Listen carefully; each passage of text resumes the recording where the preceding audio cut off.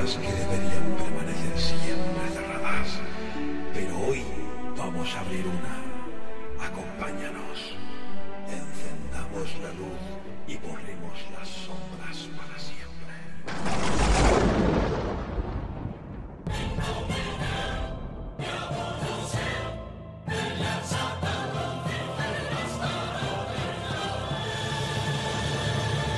Comienza Luces y Sombras con Asunción Saraís y Eduardo Díaz.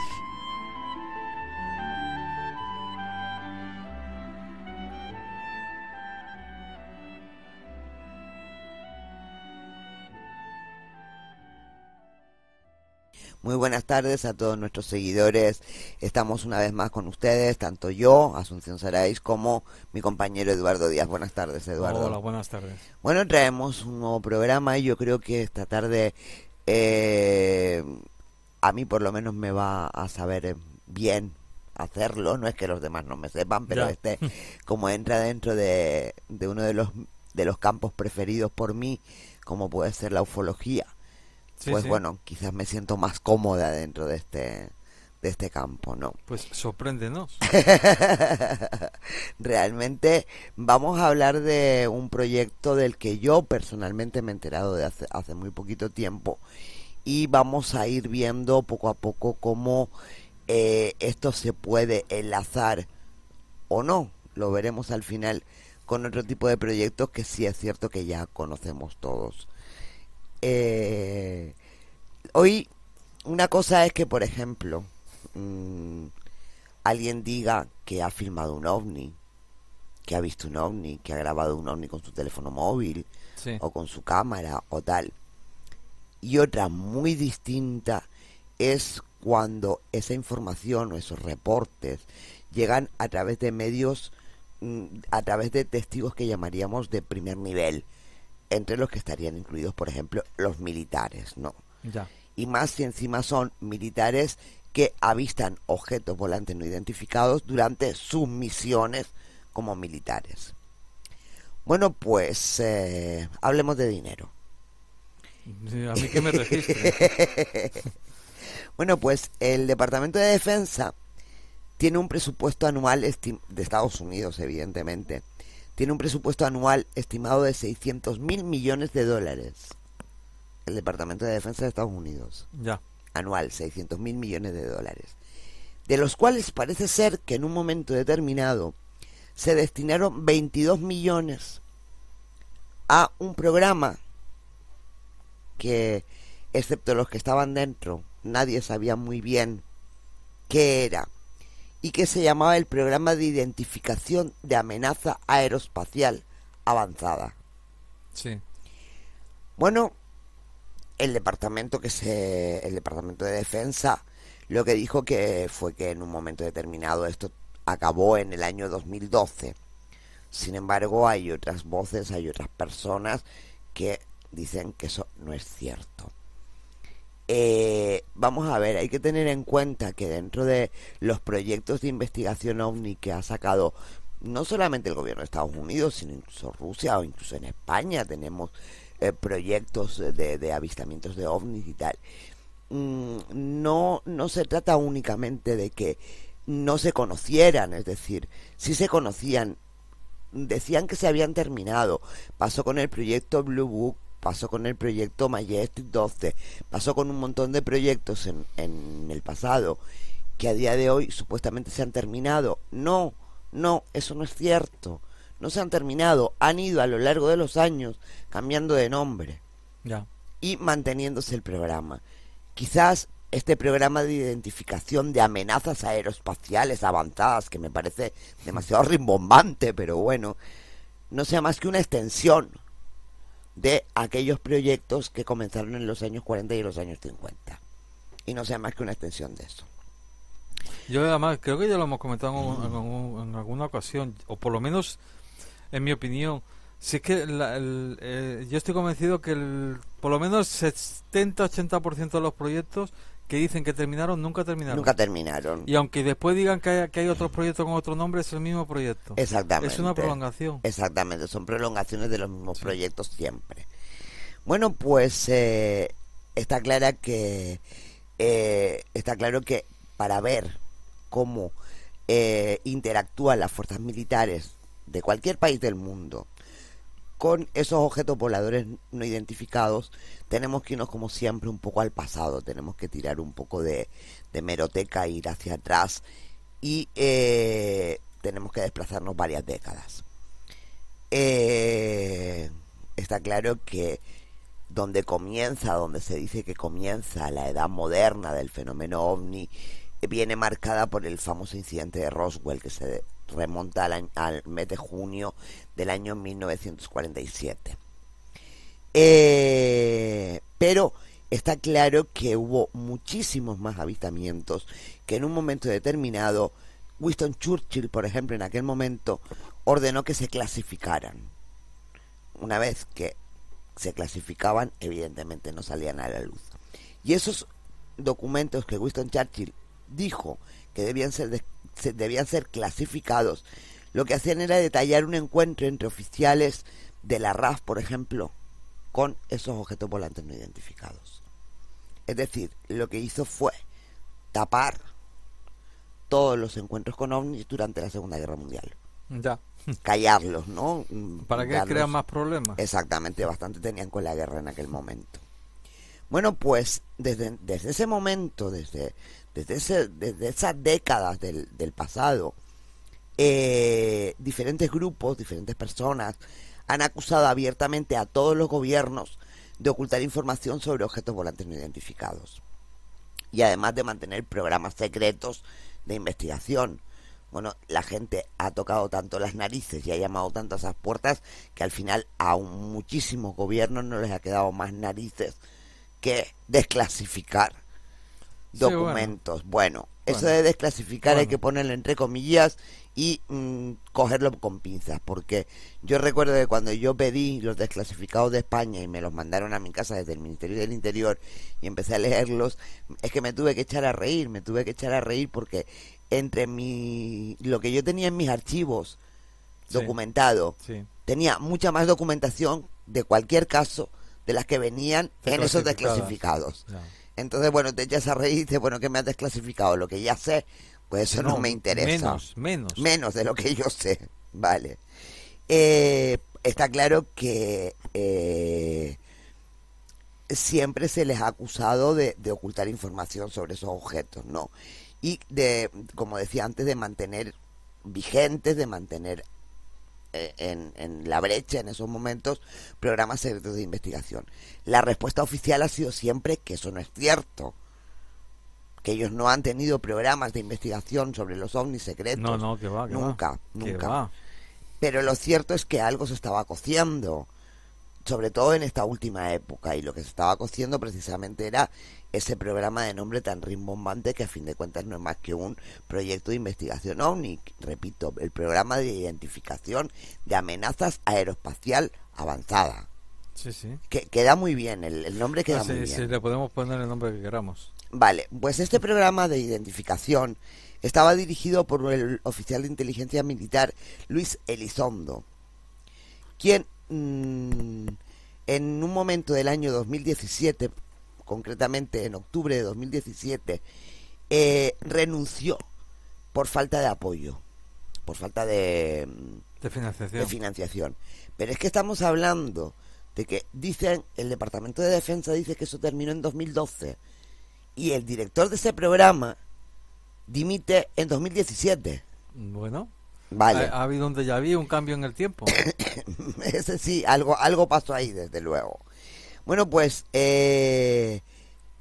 cuando Elizondo hace estas declaraciones, las hace al New York Times, y nuevamente sale un portavoz del Pentágono que confirma lo que ha dicho Elizondo, es decir, confirma la existencia en un momento determinado de ese programa de investigación, sí, pero vuelve a asegurar que fue cerrado en el año 2012.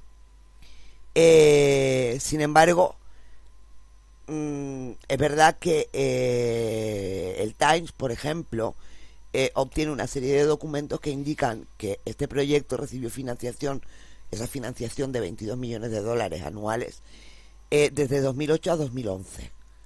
Eso, por un lado, cuadraría con que en 2012 se extinguiera el proyecto. Pero no es lo que dice el jefe de proyecto, que dimite en 2017. Ya. Pero bueno, vamos a dejarlo ahí. Sin embargo, a otras fuentes, al margen de este director del proyecto, también dijeron a este periódico que las investigaciones sobre esos avistamientos siguen. Están realizadas por funcionarios del Departamento de Defensa, ¿vale? Y según dijo al periódico Elizondo, lo único que ha cambiado es que el programa dejó de recibir fondos en 2012. Eso lo confirma. Es decir, cuadra lo que el Times había obtenido por otro lado. Sí, sí. Pero lo que sí es cierto es que desde entonces siguió trabajando con miembros de la Armada y de la CIA. De hecho, es más, cuando él renuncia en el año 2017, se nombró un sucesor. Ya. Elizondo no quiso identificarlo, no quiso decir quién era, pero sí que se nombró un sucesor. Bueno, pues ahora, hace muy poco tiempo, Elizondo ha vuelto a generar titulares con unas declaraciones que harán saltar, o que han hecho saltar seguramente, todas las alarmas en el mundillo de la ufología, ¿no? En una entrevista para el periódico británico The Telegraph, Elizondo dijo que la existencia de los ovnis no que se estuvieran buscando. Cuidado, atención con la diferencia. Aquí habla de que la existencia de los ovnis había sido probada. Y dice textualmente, en mi opinión, y si esto fuera un tribunal de justicia, hemos llegado al punto de más allá de toda duda razonable. Eso es lo que el director de este programa de investigación OVNI dice en un momento determinado de Telegraph. Sí. Bueno, repito, el Departamento de Defensa a día de hoy, en 2018, insiste en que el programa terminó en 2012. Y siguen habiendo personas a día de hoy que siguen diciendo que el programa continuó después de 2012. Es verdad que hay muchas partes del programa que permanecen en secreto, que no salen a la luz. Y a partir de aquí, de cuando todos estos dimes y diretes de que si existe el programa, si no, si finalizó en 2012, si no, es cuando empiezan a pasar o pasa algo raro. Y es que el programa fue iniciado por Harry Reid, que fue senador de los Estados Unidos del estado de Nevada. Curiosamente, en Nevada se encuentra la famosa Área 51. Bueno, esto vamos a dejarlo como un dato anecdótico. Bueno, al parecer una buena parte del dinero que recibió Harry Reid fue a parar a manos de un amigo de Harry Reid. Curiosamente, Robert Bigelow. ¿Y quién es Robert Bigelow? Pues nada más y nada menos que el fundador de Bigelow Aerospace. Ya. Entonces, en colaboración con Bigelow Aerospace y con los subcontratos, en el marco del programa elaboraron documentos que describen los avistamientos de aeronaves que se desplazan a velocidades muy altas, sin aparentes signos de propulsión, y que flotaban sin medios de sustentación. Ya. Además, los investigadores hablaron con miembros del servicio militar, gente que estaba allí, y que reportaron haber visto extrañas aeronaves. Y es más, que observaron cambios fisiológicos en las personas que afirmaron haber tenido encuentros con objetos no identificados. Todo eso metido dentro del programa de investigación, ¿no? Bueno, entre los casos investigados hay uno muy famoso en el año 2004, pero del que se sabe muy poco. Y sin embargo aquí parece ser que estos han conseguido sacarlo a la luz. En el año 2004, 2 cazas FA-18 Super Hornet fueron enviados a una zona de la costa de Princeton para investigar una serie de aviones misteriosos que habían aparecido en el cielo. Bueno, pues al parecer esos aviones se detectaron apareciendo de la nada a miles de metros de altura. Caían en picado hacia el mar, flotaban, volvían a elevarse, descendían por debajo del alcance del radar. Bueno, todo esto ocurrió en una época donde el sistema Spy 1 de Princeton era el radar táctico más sofisticado y poderoso del planeta. El Spy 1 es un sistema de radar naval fabricado por Lockheed Martin y el sistema se controla por ordenador con 4 antenas complementarias para cubrir los 360 grados de circunferencia. Bueno, pues ese era el sistema de radar que se estaba utilizando y era el que estaba captando esos movimientos extraños de esos objetos en un momento determinado. Estamos hablando del radar que existía más poderoso que había en el planeta. Era el que estaba captando esos movimientos. Sí, sí. Bien. Pues dos de los pilotos, el comandante David Fravor y el teniente comandante Jim Slide, volaron tan cerca de la ubicación de ese objeto o de esos objetos que sus señales de radar se confundían. Ya. Es decir, estuvieron pegados, como quien dice, ¿vale? Bueno, pues Fravor dijo al periódico que cuando el avión se acercó a ese objeto o a esos objetos, se aceleró como, palabras textuales, se aceleró como nunca antes había visto, para luego desaparecer. Entonces sucedió algo todavía más raro. Cuando los aviones comenzaron a retirarse a otra posición a 90 kilómetros de distancia, es decir, los aviones se retiran, el radar mostró que el objeto reapareció allí en menos de un minuto. Vuelvo a citar palabras textuales de Fravor donde dice: puedo decirle que creo que no era de este mundo. No estoy loco, no he estado bebiendo. Ocurrió después de 18 años de estar volando continuamente. He visto muchas cosas, sobre todo lo que se puede ver en este mundo, y esto no estuvo nada cerca, señaló Fravor en una entrevista que hizo con ABC News. Una de las cosas que decía que teníamos que tener en cuenta es que no tenían alas. Es decir, a Fravor lo que le extrañaba era la capacidad de maniobra que tenía ese objeto, que no tenía alas, que no tenía métodos de sustentación aparentes, no tenía motores, no tenía nada, y sin embargo era capaz de hacer todo ese tipo de... ¿Se movería por ondas? Pues vete a saber cómo se movería, vete a saber. Los controladores aéreos también reportaron que los objetos caían a gran velocidad desde 25.000 metros de altura en línea recta. Es decir, estaba todo el equipo pendiente, incluso desde los otros aviones que formaban parte de esa misión de interceptación, veían como desde unos 25.000 metros de altura, era como si esos objetos se dejaran caer en línea totalmente recta. Bueno, pues cuando los pilotos miran hacia el mar, hacia abajo, observan que el agua está como blanquecina, como si algo la hubiera revuelto, como si hubiera algo debajo de la superficie y olas que rompían contra algo en medio del mar. ¿Vale? Y lo curioso es que de repente, de ese mismo mar embravecido, por decirlo de alguna manera, esos objetos vuelven a salir a toda velocidad, nuevamente en línea recta se desplazan hacia arriba a una velocidad asombrosa y con una maniobra imposible de efectuar por cualquier aparato humano conocido. Vale, conocido. Si es verdad que el piloto aclaró que el comportamiento de esa nave desconocida no se asemejaba al de un helicóptero, al de un avión, al de un jet privado, nada, no tenía nada que ver con nada de todo esto.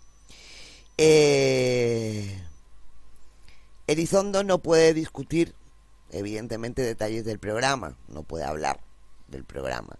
Tengan en cuenta que esta historia que hemos contado de esos objetos en el cielo, perseguido por estos dos cazas, es parte de lo que Elizondo ha contado, yo no sé si como un poco de cebo para seguir tirando después de ahí, o si simplemente es una de las pocas cosas que él ha querido contar de ese proyecto. Es decir, estamos nuevamente ante testigos de primera línea, de primer orden, que son militares y más militares en acciones en ese momento. Y que es gente que con los años que lleva de preparación, de experiencia, con lo que les ha costado llegar hasta ese punto, es muy raro, es rarísimo, podría ser a lo mejor un caso entre millones el que se arriesgue a plantear una historia de esta si no es cierto. Sí, efectivamente. Porque es un desprestigio total y es estar señalado y es incluso ser apartado del servicio. Vamos a ver, mira, no nos vayamos más lejos, me voy a salir un poco del guión,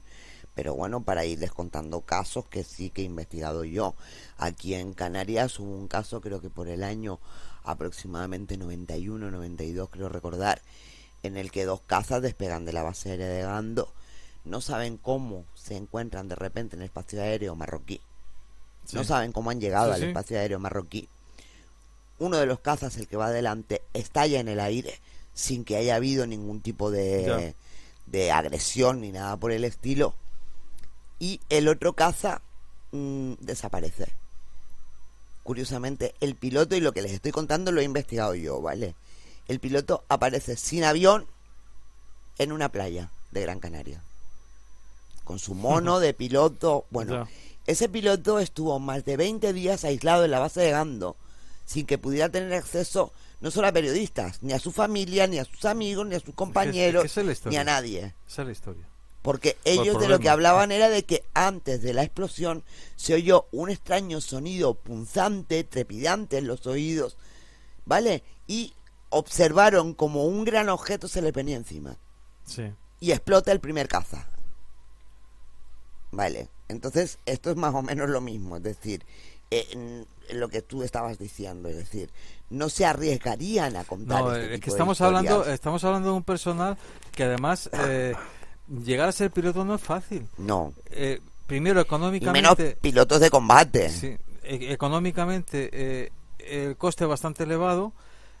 Hay, por lo menos en España, hay una salida, digamos, medianamente factible que puede ser a través del Ministerio de Defensa, pero lo cual te lleva una serie de compromisos y una serie de disciplina y de acatar determinadas normas militares. Claro.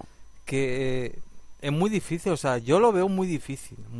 Que alguien cuente una experiencia de ese tipo. Que un piloto, y más un piloto militar, se invente una historia de esta, porque estas. Tiene todas las de perder. Exactamente. Tiene que haber sido una experiencia tan sumamente traumática, claro, impactante, que le impida quedarse callado. Exactamente, claro, es que, a ver, imagínate, es que aquí no hablan de uno, hablan de varios objetos desde 25.000 metros. Vamos a ver, tengamos en cuenta que un avión en crucero normalmente va a 11.000, 12.000 pies de altura, 12.000 metros de altura.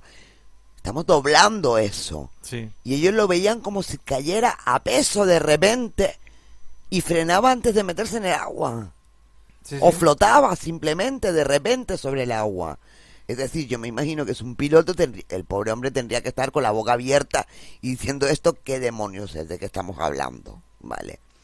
Bueno, como les decía, el director de ese programa, Elizondo, no puede discutir detalles del programa, ya lo hemos visto, ¿vale? Pero sostiene que durante su mandato, durante el tiempo que duró él como director de esta investigación, hubo muchísimos avistamientos de ovnis y entrevistas a testigos. Por eso te digo que es que el programa trata de lo mismo que trataba en su momento el proyecto Libro Azul. Es decir, investigar avistamientos de ovnis y hablar con los testigos. Ya. Vale, ahora no se llama proyecto Libro Azul, ahora se llama proyecto de identificación de amenazas aeroespaciales. Sí, sí. Bueno, vale, avanzadas. Se puede llamar Proyecto X o como lo quiere llamar. Exactamente. Bueno, pues Elizondo cuenta, y esto es algo que todos los aficionados a la ufología o todos los que en algún momento han estado persiguiendo ovnis por ahí sabrán, y es que estos objetos solían verse cerca de instalaciones nucleares, centrales eléctricas, grandes presas. En todas esas zonas es bastante fácil o es bastante habitual encontrarse con objetos volantes no identificados. Y que destacaban normalmente estos objetos en todo lo que ellos habían investigado por su falta de superficies de vuelo, es decir, por superficie de sustentación, sin alas y sin nada por el estilo, y por supuesto la extrema libertad de movimientos que parecían tener todos los objetos investigados, ¿vale? Nunca según Elizondo, dice que nunca hubo muestras de hostilidad, pero por la forma en que maniobraban de una manera que nadie más en el mundo era capaz de hacer, tenían que ser conscientes de que algo podía pasar. Ya. Es decir, están hablando ya de que cuidado porque estos, como vengan en plan rompedor, se nos llevan por delante. Vale. Luis Elizondo señaló que la investigación en este momento sigue en curso. Vale. En un informe elaborado sobre el programa, elaborado en el año 2009, se afirmó que lo que estaba considerado como ciencia ficción ahora era un hecho científico y que Estados Unidos no podría defenderse ante algunas de las tecnologías descubiertas durante el funcionamiento del proyecto secreto. Ya. Incluso en su carta de renuncia al secretario de Defensa, Jim Mattis, Elizondo preguntó: ¿por qué no estamos dedicando más tiempo y esfuerzo en este tema? Porque según él sigue habiendo una necesidad vital de determinar la capacidad y la intención de esos fenómenos. Sí. Bueno, pues hasta aquí lo poco que se sabe, porque se sabe muy poquito más sobre el programa de identificación de amenazas aeroespaciales avanzadas. Pero a mí todo esto me ha hecho pensar, y mucho, en otros supuestos programas que esta élite ya tiene en marcha desde hace tiempo. Fíjense que hacia el final de lo que les he contado se habla de esos objetos como poseedores de una tecnología muy avanzada, y se termina concluyendo que probablemente podrían suponer una amenaza para la humanidad. Y esto es lo que me ha llevado a pensar en otros programas que al parecer el gobierno secreto, el gobierno en la sombra, la élite, la llamemos como queramos, tendrían ya en funcionamiento, ¿vale? Y por supuesto el primero de ellos que se me pasó por la cabeza, como no, fue el proyecto Blue Beam. Ya. Para aquellos que no lo sepan, o lo que es o lo que podría ser, les cuento. Bueno, el proyecto Blue Beam no sería más que otra cosa que proyectar, básicamente, ¿vale? Proyectar en el cielo imágenes holográficas de una gran resolución que se generarían por satélites para crear a la humanidad, para hacer creer a la humanidad que Dios, da igual el que sea, ¿vale? Dios les está hablando para advertirles de una invasión alienígena. Esto es a grosso modo. Sí. Ahora yo voy a desarrollar, ya lo sé, voy a desarrollar el proyecto, ¿vale? Que realmente no es eso, pero para que me entiendan, ¿vale? Sí, eso es muy bestia. Exactamente. Porque cualquiera de nosotros, mañana salimos a la calle y vemos eso, vamos, yo al menos, lo último que me creo es eso. Ahora, yo salgo a la calle y empiezo a ver determinados destellos, determinadas imágenes, yo qué sé, por eso he dicho una nave que esto que es... ataque a otra. Te estoy pero diciendo... que no me aparezca Dios hablando. Bueno, pues esa precisamente es la parte más importante. Me creería más el presidente de mi gobierno. Sí, bueno. Bueno, sí. Sí. Pero que me hablando, creería más sí. eso, diera una señal de alarma. No, creo que no sabe dónde está el botón. Sí, ya lo sé. Y además que suena muy chiste. O sea, estamos en España. Lo siento. Bueno, en fin. Lo siento, no he podido evitar hacer el chiste, pero bueno. Bueno, pero tú, sin embargo, lo que dices es que lo que te chocaría, lo que te llamaría la atención es precisamente ver la figura, por ejemplo, de Jesucristo, de Buda, de Mahoma, hablando desde los cielos. Bueno, pues eso es básicamente uno de los aspectos del proyecto Blue Beam, ¿vale? Yo creo que eso es uno de los aspectos que nos han intentado hacer creer. Espérate, déjame que llegue al final, vale, porque al final será donde podamos hablar de todo esto, ¿vale? De momento vamos a presuponer que todo esto es verdad, ¿vale? Vamos a presuponerlo, ¿vale? Está claro que existen, y eso ya hemos hecho también varios programas sobre armas psicotrónicas, que son capaces de interferir nuestros cerebros y hacernos de alguna manera receptores de mensajes. Eso lo hemos visto sobre todo en programas que hemos hecho sobre temas de control mental y cosas por el estilo, ¿vale? Si algo así sucediera en un momento determinado, está claro que la humanidad no está preparada para afrontar ese engaño. Era lo que tú decías. Es Es decir, la humanidad no está preparada para afrontar eso. Pero es que tú dices que no lo creerías. Pero ¿y la cantidad de gente que lo creería, Eduardo? Yo quiero creer que no. Pues yo creo que sí. Bueno, las premisas en las que se basaría el proyecto Blue Beam son varias. Es decir, tendría varias fases, ¿no? Ya esto lo hemos hablado, pero bueno, para aquellos que no sepan exactamente qué es este proyecto, lo vuelvo a contar. La primera fase sería la destrucción de todo conocimiento arqueológico y se lograría supuestamente con terremotos provocados en lugares precisos de todo el planeta. Entonces se expondrían o se mostrarían nuevos descubrimientos que serían falsos. Pero sí, esos nuevos descubrimientos serían para que todas las personas pudieran o creyeran que ha habido un error en todas las religiones. Porque tengamos en cuenta que el Blue Beam se trata de establecer el nuevo orden mundial. Ya. No se trata de otra cosa. No, y al hilo de lo que estabas diciendo y matizando lo que yo he dicho también. Vamos a ver. Cuando yo he dicho es que no me lo creería, yo no me creo, o sea, yo de entrada, mi sentido común me va a hacer rechazar esa voz, además que normalmente va a ser la lógica. Sí. Porque es el estereotipo que nos han hecho grabarnos y creernos. Va a ser una voz masculina, grave, profunda. Sí, seguramente. Y que nos hable, pues, hijos míos. Con dulzura. No sé, con dulzura. ¿O no? ¿O no? Yo eso no me lo creería. Ahora, lo cual no quiere decir que yo estaría absolutamente tranquilo a partir de entonces. Yo estaría absolutamente cagado. Ya. Porque si son capaces de hacer eso, es que son capaces de lanzarme un rayo y quitarme del medio, a volverme loco con ondas cerebrales, o vete tú a saber qué. O vete tú a saber qué. Pues precisamente eso que tú estás hablando, que te da miedo, son las premisas del proyecto Blue Beam. Ya. No que te caiga un rayo, ya. Eso no, pero bueno, pero todo lo demás sí, ¿vale? Bueno, el segundo paso de este proyecto implica un gigantesco, algo que podríamos llamar un gigantesco show espacial, en el que las proyecciones láser holográficas se pueden transmitir a todo el planeta. Las proyecciones toman la forma de cualquier deidad. Incluso cabría la posibilidad de que, por ejemplo, en la zona de España, que es un país supuestamente más católico, que creería en Jesucristo, pues se aparecería Jesucristo.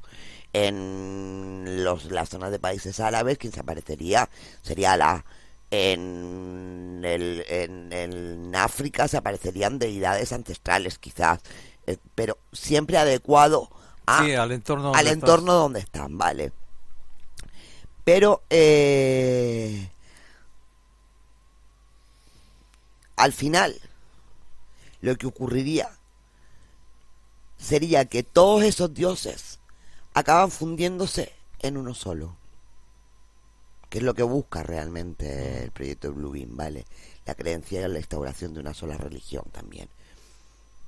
Está claro que la tecnología holográfica ya la tienen, no hace falta decirlo, incluso podríamos pensar que ya han hecho algún que otro intento de colarnos el Blue Beam, y esto nos lo confirma en el caso de ser ciertas distintas apariciones de vírgenes e imágenes de Jesucristo en los cielos de algunos países, o incluso, por ejemplo, en las ciudades que se veían en China en el año 2015. Sí, ciudades que no existían. Que no existían, ¿vale? Aparecieron en 2015 y nuevamente en 2015. Que después han intentado explicarlo de manera científica. Sí, que ha sido un reflejo de las nubes y no sé qué. Y por una condensación determinada del aire, etcétera, exactamente, etcétera, vale. Tenemos la tecnología holográfica y esto también iría mezclado con extraños sonidos que acompañarían a todo este despliegue, a todo este show espacial, ¿no? Habrían sonidos también, sonidos extraños, sonidos bien.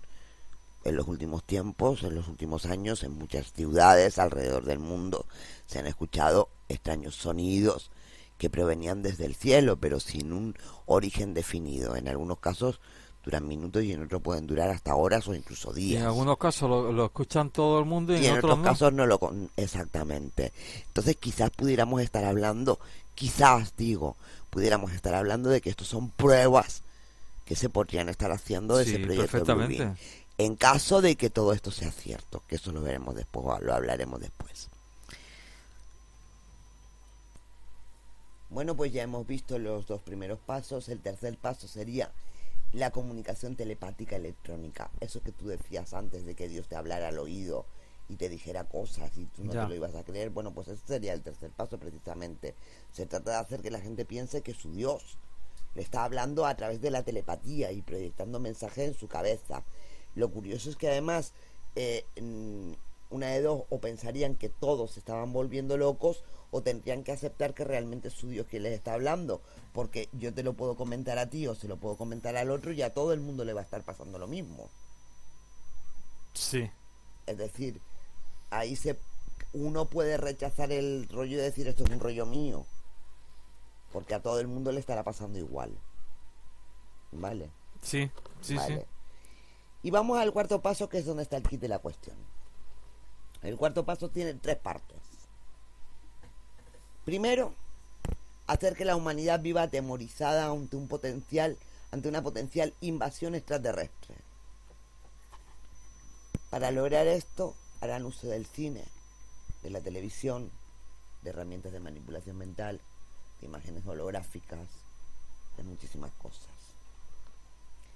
Segundo, hacer que cada religión crea que las cosas están sucediendo según sus conocimientos religiosos. Sí. Por ejemplo, en el caso de los cristianos, pensar que el rapto y la gran tribulación está cerca, ¿vale? Va a suceder pronto. Y después ya, para rizar el rizo, estaríamos ante una serie de fuerzas electrónicas que permitirían a fuerzas sobrenaturales, que serían creadas, evidentemente, viajar a través de la fibra óptica, de líneas eléctricas, telefónicas, para penetrar en todos los equipos y aparatos electrónicos. Es decir, es como si los fantasmas, que estarían creados, evidentemente, pudieran infiltrarse en todos nuestros aparatos electrónicos, ¿vale? Sí. Bueno, estos serían los pasos más o menos por encima. Pues tampoco me voy a poner a explicar a fondo el Blue Beam, pero esto sería por encima de los pasos que llevaría la consecución del Blue Beam. Por supuesto, ha sido esta primera parte dentro del cuarto paso, es decir, hacer que la humanidad viva atemorizada ante una potencial invasión extraterrestre. Lo que he recordado cuando nos hemos puesto a investigar el proyecto de identificación de amenazas aeroespaciales avanzadas. Sí. Que el nombrecito Señor, te lo has aprendido. Me lo he aprendido al final, me ha costado. Entonces, bueno, claro, las conclusiones que veíamos al final de lo que este director del programa, Elizondo, decía, que hablaba de que esto podría ser considerado como una amenaza, esos ovnis, esos objetos que vuelan de una forma que no podemos entender, que no tienen medios de sustentación, que no tienen medios de propulsión. Realmente él los consideraba una amenaza, y creo que los gobiernos también los consideran una amenaza, ¿vale? Entonces, bueno, está claro que cuando hemos estudiado este proyecto, lo primero que recordé yo fue precisamente este primer paso del Blue Beam, ¿no? Pero aquí es donde a mí me surge la gran duda. Y aquí quiero comentarles cómo me he sentido a la hora de ver lo que se está haciendo por ahí. Me explico. A mí esto me tiene cada vez más confundida. La noche te confunde. La noche me confunde. A mí ya me confunde la noche, el día, me confunde todo. Hablábamos en un programa anterior de cómo manipulan la información que nos llega. No solo desde los medios más oficialistas, sino incluso muchas veces, sin ser conscientes, desde medios alternativos. Vivimos en una época en que todo, al menos a mí, me suscita grandes dudas. Por eso, ante este proyecto de búsqueda de ovnis, lo voy a llamar así, porque me parece larguísimo el nombre, no sé qué creer. No sé si creerme que realmente es única y exclusivamente un programa dedicado a buscar ovnis, punto. O por el contrario, nos encontramos ante la excusa perfecta, dadas las palabras de los responsables de dicho proyecto, para generar expectación y miedo ante una posible invasión extraterrestre. Sí. Pero es que me sigo preguntando, ¿esa posible invasión extraterrestre sería real y por eso se está investigando y tomando medidas? O por el contrario, lo que hay que creer es que el proyecto Bluebeam es real. Y esto no es más que una gran preparación para ese gran espectáculo. Para ese espectáculo final donde la élite, por fin, acabe de establecer el nuevo orden mundial. Un solo gobierno, una sola moneda, una sola religión, un solo Dios y unos humanos amedrentados por esa falsa invasión, pidiendo, de nuevo, seguridad por encima de libertad y siendo sometidos y esclavizados por completo. O quizás todas estas noticias que parecen filtrarse sean realmente falsas, todas y cada una de ellas, y fruto de una maniobra de despiste, mientras que ellos dirigen sus planes hacia otro lado, mientras nosotros estamos entretenidos intentando dilucidar si este proyecto, si este otro o si el de más allá son realmente ciertos. Yo hasta creo que ahora, es muy complicado el mundo en el que nos movemos. Complicado. Hasta ahora, en los ya casi 8, ya no sé si son 8, sí, 8 años. 8 años de Luces y Sombras, cada vez que hemos tratado de algún tipo de, no sé cómo llamarlo, de proyecto, de experiencia, de historia que se han montado algunos, pero que bueno, o sea,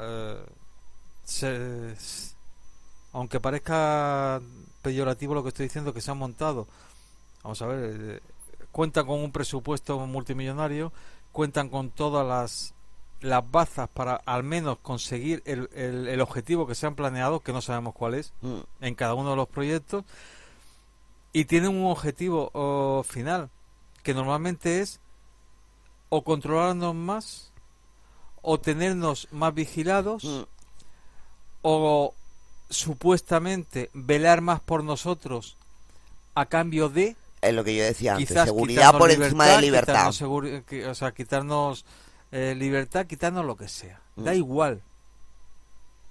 O sea, el hecho es que nosotros, el ser humano, somos tan sumamente torpes y tan sumamente inexpertos de que necesitamos siempre tener alguien que nos conduzca, que esté manejando un látigo y que nos esté diciendo además con fuerza por dónde tenemos por que aquí, ir y qué tenemos que hacer. Exactamente. Claro. Para mí esas son las directrices del ser humano. Claro. O sea, no quiero decir que eso sea lo que yo creo que es el ser humano, ¿eh? Me estoy refiriendo a que eso es lo que ellos quieren que sea. Lo que se ha marcado hasta ahora. Exactamente. Y como nos han ido marcando los pasos. Y si a alguno no le gusta lo que estoy diciendo, pues lo siento. O sea, pero es que no hay más que ver la historia. O sea, podemos ir pasando siglo por siglo, guerra por guerra, movimiento por movimiento, y yo me voy a limitar a la época reciente. ¿Qué pasa con los nazis? ¿Qué pasa en Alemania? El pueblo, o sea, ahora me pueden vender que el pueblo alemán, por ejemplo, estaba obligado.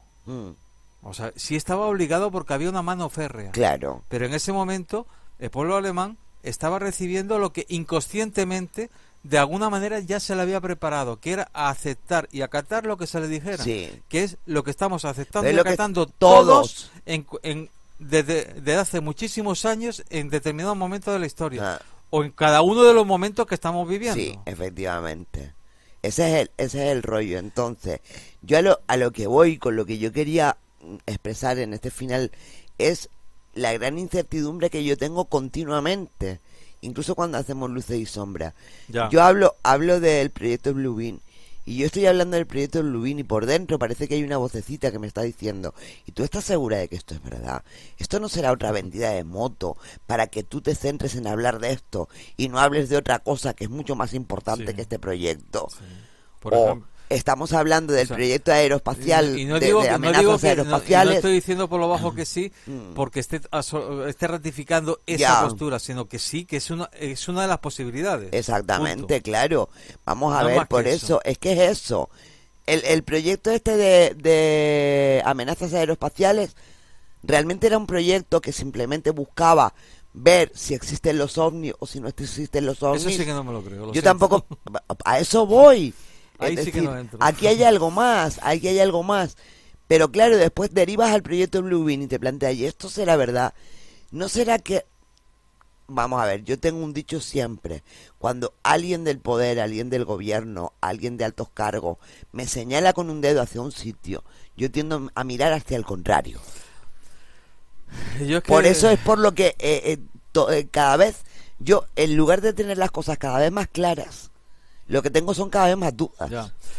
Yo lo único que sé, y es una cosa que tengo absolutamente clara, y aquí nadie me puede bajar del burro, lo siento. O sea, me tendrían que demostrar lo contrario, y reto a quien sea capaz de hacerlo. Yo lo único que sé es que si proyectos como el proyecto Volví, el tema de los Chentrails, el tema de... y ahora me estoy quedando en blanco, que es lo que más... Vale, ingeniería... el tema de los HARP. Vale. Sumamos todo, que además es que no son dos ni tres como yo he nombrado, es que son cientos, caminos de miles. Sí, de proyectos. De proyectos. Tú sumas todos estos proyectos. La inmensa mayoría están vigentes. Están hoy en día realizándose. Tienen un desembolso económico tremendo. De verdad, es que nadie se ha parado a pensar. No, ellos seguro que sí, es que a ellos no le hace falta. Claro, a los pues que ellos ya lo saben. Los que lo han planificado. Claro. Pero yo pregunto a los nuestros, a los de a pie. Es que con la inversión de esto, este planeta sería un paraíso.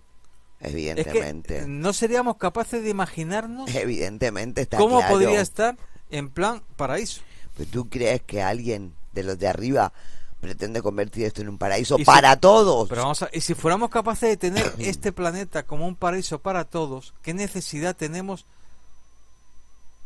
de intentar convertir este planeta en otra cosa? Otra historia es conseguir afanes de conquista, entre comillas, de descubrir civilizaciones ajenas a este planeta, si es que nos han descubierto, que eso es otra historia. Eso es otra historia. Colonizar otros planetas, pero ya de entrada, si fuéramos capaces de este planeta, el que nosotros tenemos, el que conocemos día a día, donde estamos viviendo, si fuéramos capaces, con lo que se está invirtiendo en determinadas historias, convertirlo en un paraíso para todos, porque con la cantidad de miles,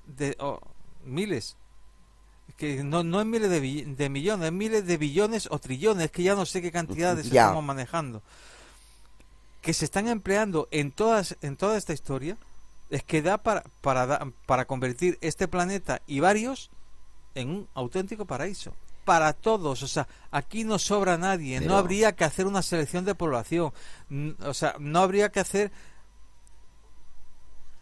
una criba, porque hay gente que no puede, que no tiene para comer. Es que no tienen para comer porque unos cuantos se han empeñado en eso. Claro. O sea, pero es que aquí estamos en el tema de la élite, es decir, sí, eso sería posible si no existiera ese gobierno por encima de todo lo demás, ¿vale? Eso yo creo que podríamos llegar a acuerdos entre todos los seres humanos. El problema está en que están esos bichos por ahí encima de todos nosotros, a los que le importamos un pimiento, no solo ahora, sino que llevan mucho tiempo importándoles un pimiento, todos y cada uno de nosotros, como para pensar que de repente se van a volver buenos y van a convertir esto en un paraíso para todos. Eso, ojalá pudiéramos pensar eso, pero quítatelo de la cabeza. Yo sigo pensando lo mismo de siempre. O sea, en este caso, lo que voy a decir no quiere decir que piense que ellos se pueden volver buenos. No, lo que creo es que nosotros podemos conseguir que esto algún día llegue a ser un paraíso. Yo no te digo que no, pero estamos tan dormidos, Eduardo, que somos incapaces de salir a la calle para pedir que nos dejen de pagar mierdas de pensiones. Si tenemos que estar repitiéndolo todas las semanas, y la semana que viene somos 4 y a la siguiente somos 8, y esto se va multiplicando exponencialmente, pues igual dentro de 5 o de 10 años somos cientos de miles los que estamos convencidos de esto, y llegará el momento en el cual ya no haga falta más que decir ya, y estaremos en la calle y estaremos volcando todo lo que hay ahora mismo establecido. Ojalá. Yo lo dejaría aquí. Ojalá eso llegara a producirse en algún momento. Yo en ese sentido soy más pesimista en cuanto a pensar que las cosas todavía Yo tienen arreglo. sigo siendo un absoluto enamorado de un la escritor vida. como es Richard Bach, y si a ti te dan la oportunidad de tener, aunque sea un mínimo sueño, quiere decir que te están dando la oportunidad de convertirlo en realidad. Sí, yo eso no te digo que no, pero Pues entonces, lo veo muy complicado. pero no es imposible. No es imposible, evidentemente no es imposible. Bueno, lo que es imposible es que sigamos hablando No, más tiempo ya. ya, porque ya llevamos un buen rato con esto. Entonces, bueno, no me queda sino darte las gracias, Eduardo, Y ya porque sabes lo de siempre. Es un placer. además para mí es un placer precisamente escuchar también tus opiniones sobre todo esto. Darle las gracias a todos nuestros seguidores por escucharnos, por seguirnos, por los consejos que nos dan, por las ideas que nos exponen. ¿Y cómo nos siguen? Y cómo, Y cómo nos animan, y cómo proponen temas. Y Exactamente. que algún día Gracias. algún día igual tenemos que dedicar un programa a hablar de cómo se confecciona luces y sombras gracias a ellos. Gracias a ellos, pues sí, la verdad que sí. Y la cómo verdad nos que sí. animan y aunque no se lo crean, Aunque están no se lo crean, interviniendo. vamos a ver, ¿cierto o no? Luces y Sombras volvió después de lo que te pasó a Sí. ti, porque los oyentes nos Sí. animaron a Sí. hacerlo. Porque los dos estábamos muy embajonados en ese Sí, sí. aspecto y realmente volvimos por todos ustedes, por todos los que nos siguen. Bueno, y ahora no vamos a comer el mundo. ahora nos vamos a comer el mundo. Sí. Yo mucha hambre no tengo ahora, pero bueno, Que pero tiemble. te acompaño a comernos el mundo. Pues nada, eso, muchísimas gracias a todos y decirles lo que les digo siempre, que no nos crean a nosotros, y menos a mí que estoy llena de dudas por todos sitios, que busquen, que indaguen, que se documenten, que lean y que a partir de ahí saquen ustedes sus propias conclusiones. Que sean ustedes muy felices y hasta la próxima edición de Luces y Sombras.